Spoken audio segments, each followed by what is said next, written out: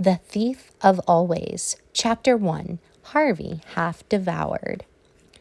The great gray beast February had eaten Harvey Swick alive.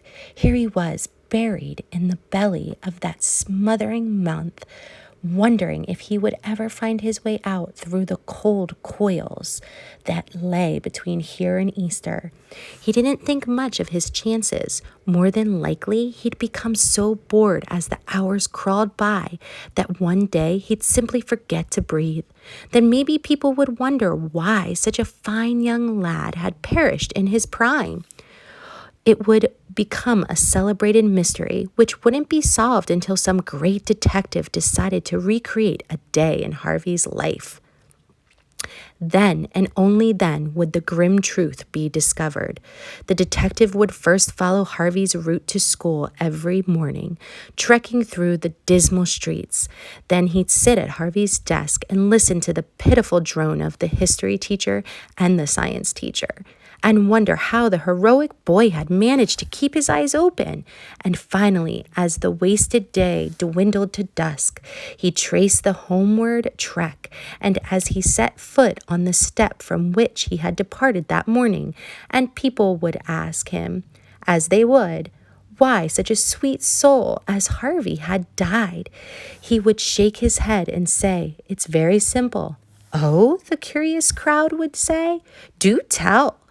And brushing away a tear, the detective would reply, Harvey Swick was eaten by the great gray beast, February. It was a monstrous month. That was for sure a dire and dreary month. The pleasure of Christmas, both sharp and sweet, were already dimming in Harvey's memory, and the promise of summer was so remote as to be mythical. There'd be a spring break, of course. But how far off was that? 5 weeks? 6?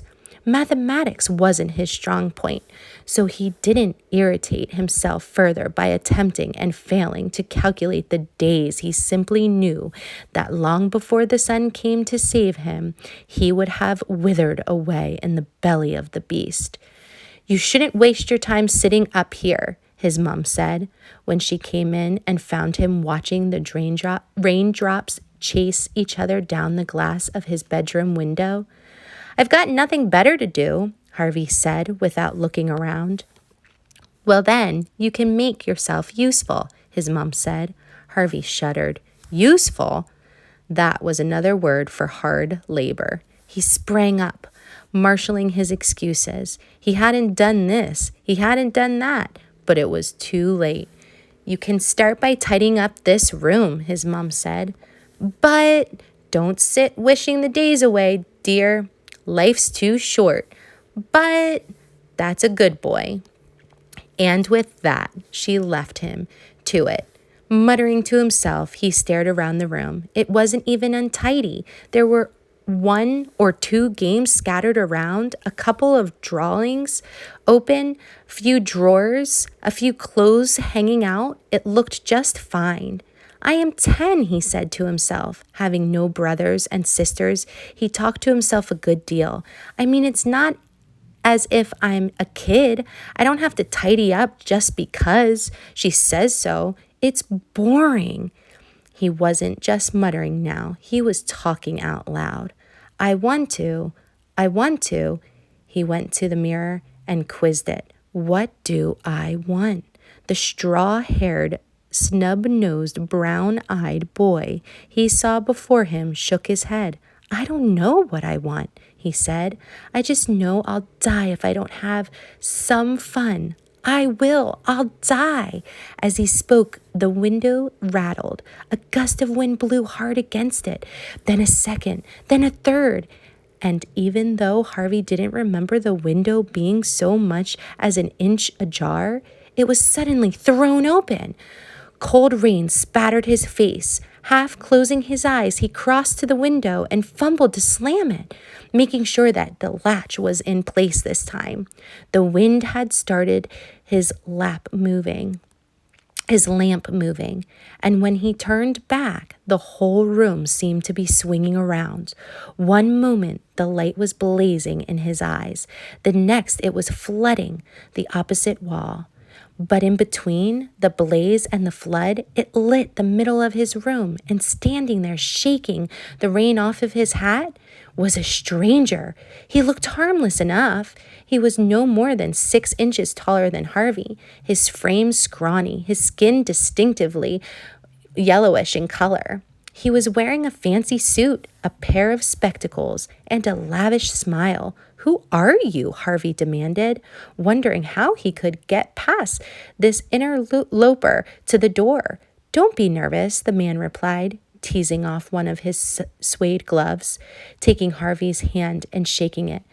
"My name's Rictus, and you are Harvey Swick, aren't you?" "Yes." "I thought for a moment I'd got the wrong house." Harvey couldn't take his eyes off of Rictus's grin. It was wide enough to shame a shark, with 2 perfect rows of gleaming teeth. Rictus took off his spectacles, pulled a handkerchief from the pocket of his waterlogged jacket, then started to mop off the raindrops.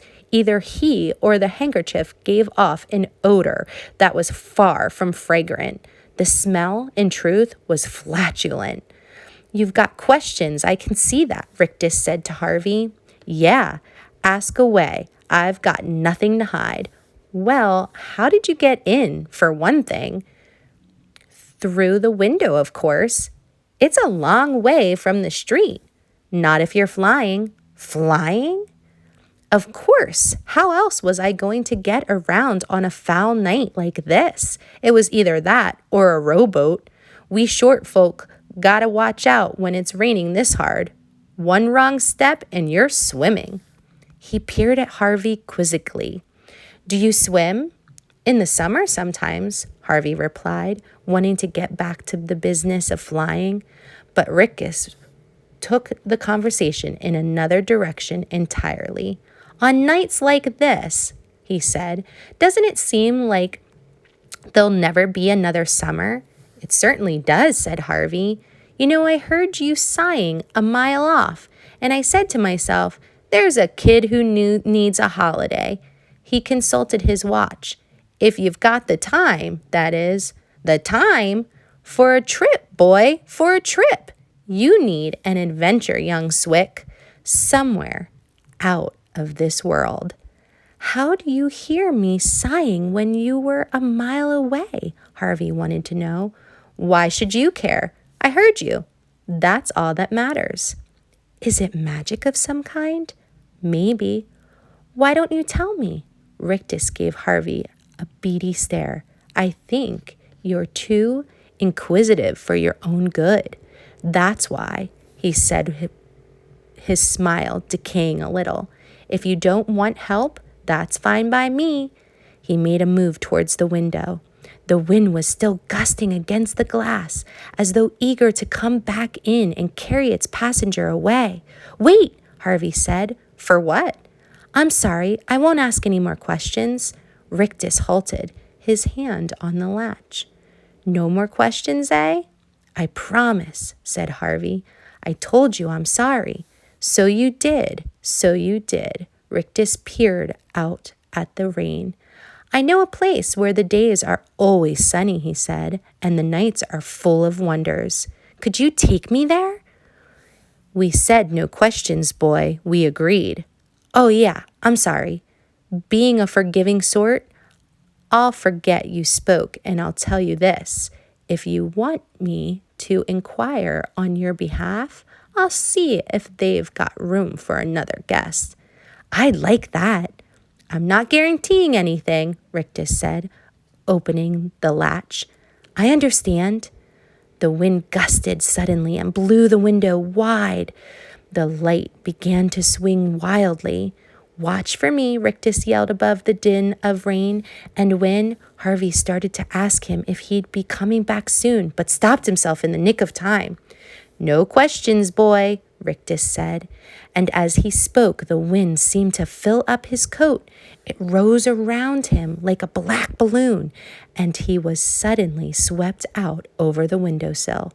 Questions rot the mind, he called back as he went. Keep your mouth shut, and we'll see what comes your way. And with that, the wind carried him off, the balloon of his coat rising like a black moon against the rainy sky.